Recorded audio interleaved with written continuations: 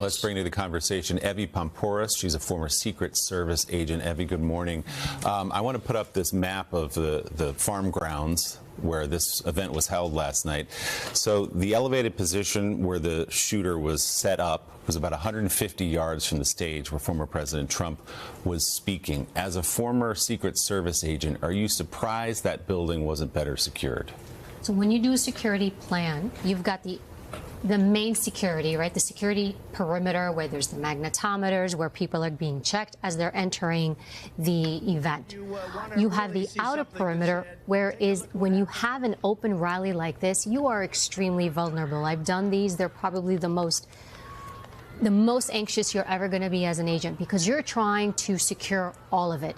Now, the adjacent buildings, you do this in urban environments, you do this in a rural environment like this. When you do a security plan, you literally put yourself on stage and then you look out as if you were the protectee. What can I see? And if I can see it, it can probably see me.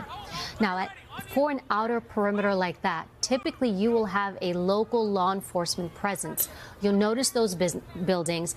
And the Secret Service works with local police. You have to think of the Secret Service like they're the conductor of the orchestra. They create the blueprint and design for the security plan. They work with state police. They work with local police. And then they put in resources and assets. So in the typical scenario, or in the scenario that one wishes would have unfolded, would you have had perhaps a local official secure that roof to make sure the roof is clear, make sure nobody's in the building, and then stand guard there so no one comes in after that clearing? So we don't know if they did or did not do this. Yes, but they should have? I would presume you should have a local police presence in that area. Now, could you have put somebody on that rooftop? You could have. The other element is the counter sniper team. So as far as we know, we see a two-man team from the Secret Service side. As we were discussing prior before we started speaking, they are looking at everything. They have to cover 360 degrees. So I know a lot of folks are like, how could they not see this? I think one of the issues is if it is a two-man team, think about what they are consistently covering.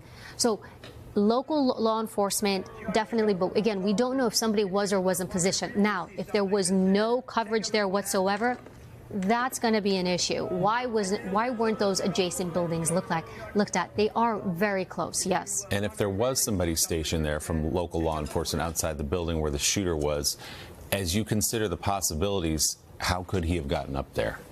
So as I look at this, and again, just from a preliminary assessment without having all the details, it seems to me what I would presume before the president goes up on stage, they secure the area. There's communication. Essentially, are we good to go? Is he good to get up on stage? I would presume that everything was in the clear. I would think that nobody was on that rooftop. What I suspect, and again, I'm suspecting that after he got up on stage, that's when the shooter took position. There's a little bit of a slant at that rooftop. Also, some of the photos show that he's dressed in colors matching that rooftop and building to camouflage a bit himself. So I'm suspecting he took position after President Trump spoke, then engaged. It's easy in hindsight to say, oh, why wasn't this done or that done? And let's just acknowledge that as we have this conversation. But it is interesting because there were eyewitnesses who said they were actually positioned kind of outside the rally, but were just listening, and that they saw the gunman up with the rifle flying around. They were trying to tell some of the local officials that they saw there. Is there a way to communicate? I mean, these are split-second decisions, but for example, if there had been a state police officer outside on that outer perimeter and someone said, there's a guy up there with a gun, can that message get communicated to Secret Service quickly? Are they all on the same comms? So really what the issue is, that person that was trying to communicate, were they actually verbally speaking to someone, or were they trying to get somebody's attention? When you're doing these rallies, you're looking at thousands of people. Yeah. How much law enforcement do you have? Do you have one officer or one law enforcement official to what? 1,000? And are they able to get that person's attention?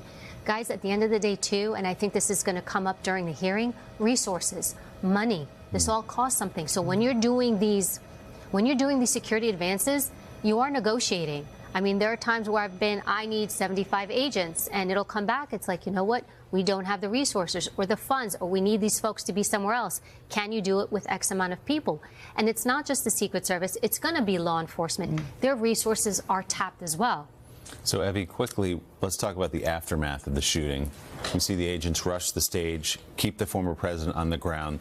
Then he stands up. What do you see in those images as he pumps his fist to the crowd, exposes himself again, and then moves toward the car? So if we just break this down, as the shooting is happening, we hear the shots being fired. President Trump goes down, he takes cover, and it's also very likely when you look at that banner, there's like this banner around that stage, that tends to be some type of steel that's there by design for an incident like this so that the protectee can hit the ground and take cover.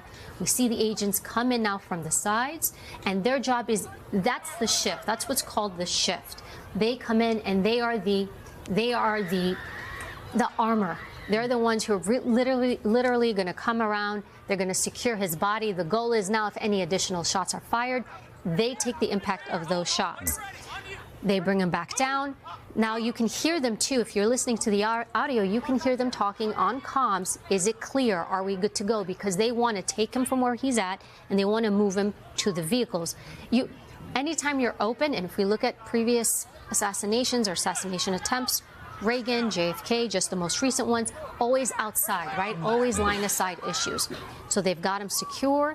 Once they hear the go, you can go. So I'm assuming for them to get the go, somebody probably told them the threat has been neutralized, right? You're not going to move unless you kind of know what's going on.